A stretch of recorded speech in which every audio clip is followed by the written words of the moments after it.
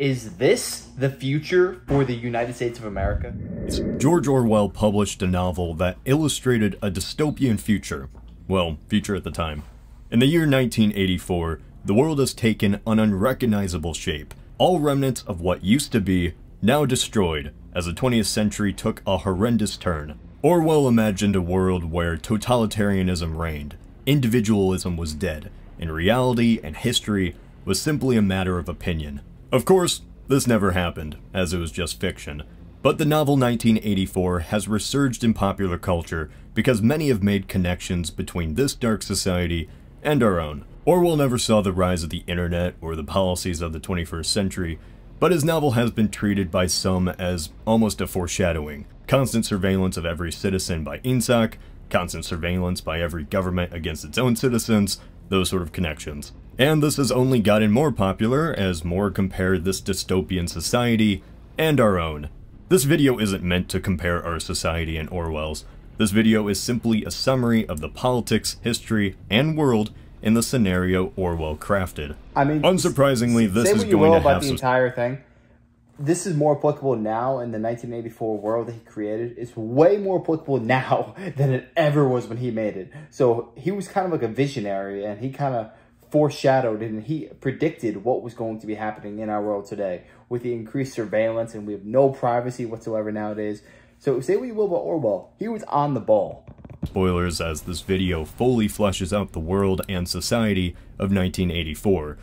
Let's start off with some history.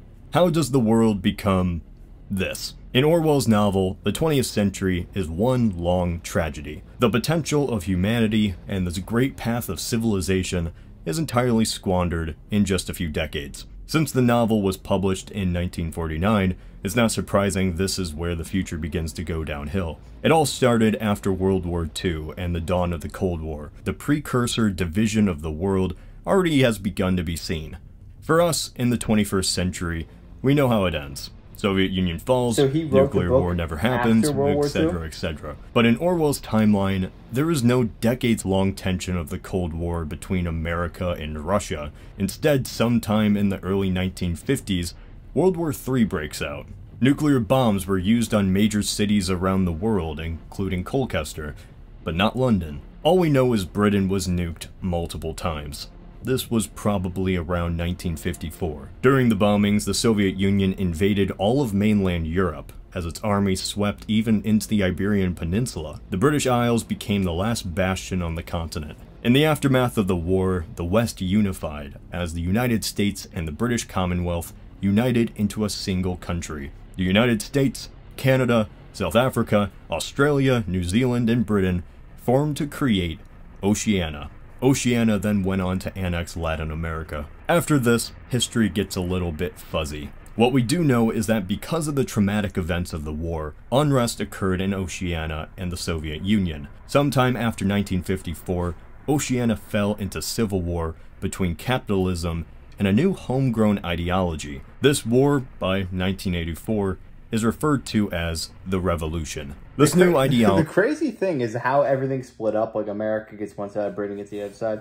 That could have easily happened. Like World War II, if things shook up a little bit differently, our entire world would have been drastically changed. Like one or two small things, it's the butterfly effect.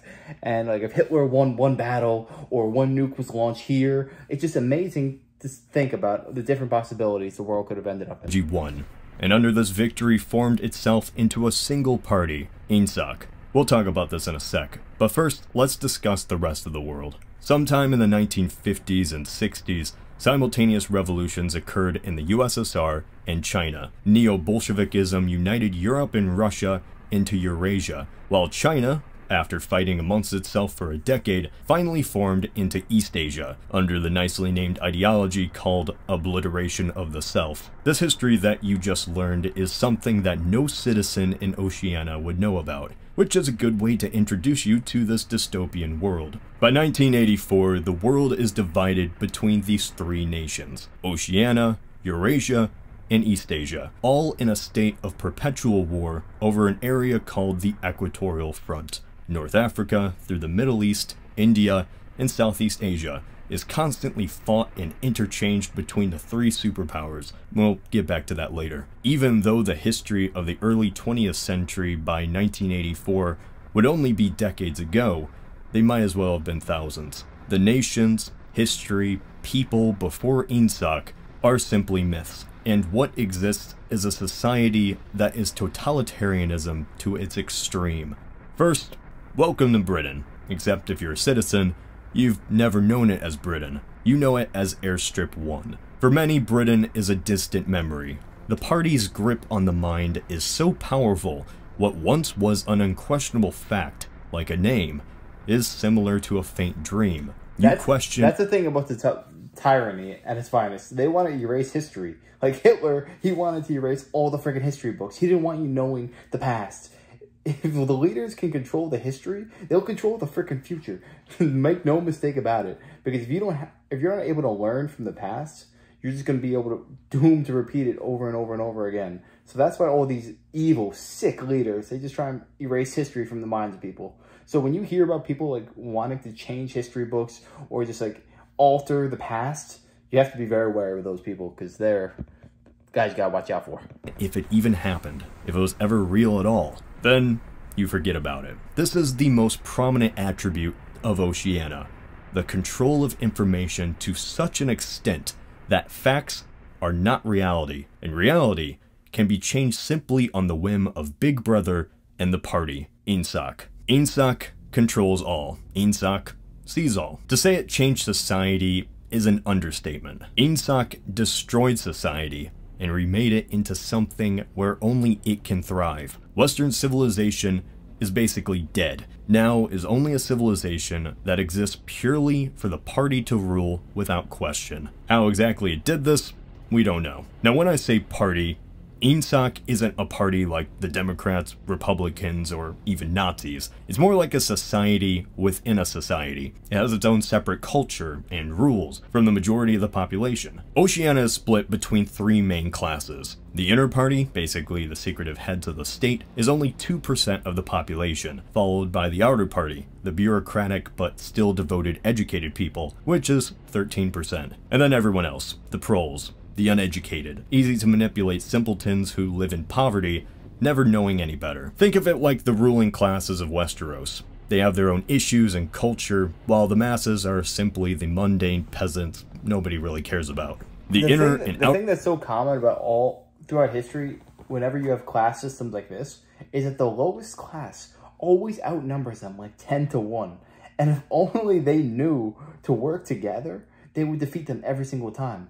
But the people at the top know this, so that's why they always try and distract you. To put on the freaking football game, put on a soccer game, they put on black on white crime in the news. They just want you freaking divided to fight each other so that you're not focusing on the real enemy, who is the one that's ruling over you. It's so common. The party is divided between four main sections. The Ministry of Peace, who wages war against Eurasia or East Asia, depending on who it is at the time. The Ministry of Love, which shuts down opposition and quells dissent. The Ministry of Truth, the propaganda arm of the party. Propaganda is to put it lightly. This purpose of the party is to rewrite, invent, or destroy any conflicting bit of news and history that goes against the party. News stories tell of war heroes who in actuality don't exist. That sort of thing. The Ministry of Plenty deals with economics and rations. It decides who gets what and what resources must be cut back. Every ministry is housed in pyramids that tower over the London skyline, 300 meters in the air, or roughly 1,000 feet tall. In Oceania, the only one thing that matters is Ingsoc. Since the proles are too uneducated to matter and are easy to manipulate by either nationalistic pandering or to create a fake crisis, the party only really has to worry about its own stability to survive. So it doesn't really monitor or care about the majority of the population. The party only has to worry about its own stability to survive. Like a human body, it remains healthy by purging out the harmful educated elements and those not entirely loyal to the ideology. Decades ago, there were mass purges in the 50s and 60s inside the party. Ingsoc removed every threat of the old world to solidify itself among fanatic new supporters. By cutting off the population of both the party and masses from history, Ingsoc is able to have a monopoly on facts. For example, the party says it invented the airplane. This is simply fact now, and everyone believes it. The Ministry of Truth rewrites or destroys any evidence of this not being the case. Those in the party who openly question this simply disappear, or are sent to the Ministry of Love for re-education. Continue in mass until, for the most part... That's exactly what's happening in China, if you have been paying attention to the news. If you believe a certain religion, you're getting sent to a re-education camp, and they will teach you the right belief system. Oh yeah, that's not concerning. Let me just do whatever the government says, because they have my best interest at heart, right? It's the government. Like, they'll never do anything bad to you. So you definitely got to watch out for them. And it also reminds me of social media. If you say something that's, like, frowned upon, you can get silenced like that. And there's nothing you can do about it. Freaking terrifying. Freaking terrifying. This stuff is, like, right next door if we're not careful. It's a fact amongst the population that the party did invent the airplane. This is a process. How Orwell describes this is that simply through the progression of decades, Ingsoc was able to normalize attributes that haven't existed in the West for centuries. Class divide, uneducation, mass atrocities, censorship. These are allowed to be commonplace because anyone who didn't agree with it is either too unimportant or dead to care. Then solidify this base with youthful and nationalistic young adults, and you've got a healthy future for your ideology. Ingsoc's ideology runs so deep, children are more likely to openly report their own parents for thought crimes. Ingsoc recreated culture, crafted new terms to allow only it to exist. A thought crime is anything that goes against the policy of the party. If you commit a thought crime, you can be vaporized by the thought police. That's insane. Simply disappear. And when I mean disappear, I mean it is now a fact that you are never a person, an unperson. This isn't like kids giving Jimmy the silent treatment. This is everyone simply forgetting there ever was a Jimmy, and forgetting that they forgot. The mention of your existence somehow by your family, co-workers, is now a thought crime in itself. Documents are changed or destroyed so that there is no evidence you ever did exist. Not that you did, Jimmy. This is how Ingsoc is able to quell dissent. This term comes from the official language of the party. This isn't like they just, you break a law and you're going to jail. This is, they want to control your mind. If they can control your mind, they control every single part of you. Because the mind is the only thing that you have genuine control of. Like, you can get a heart attack, die. You don't have control of your health. You don't have control what you could say because it'll lock you up. But your thoughts, you can't think. Like, oh my God, my brother Bob just died.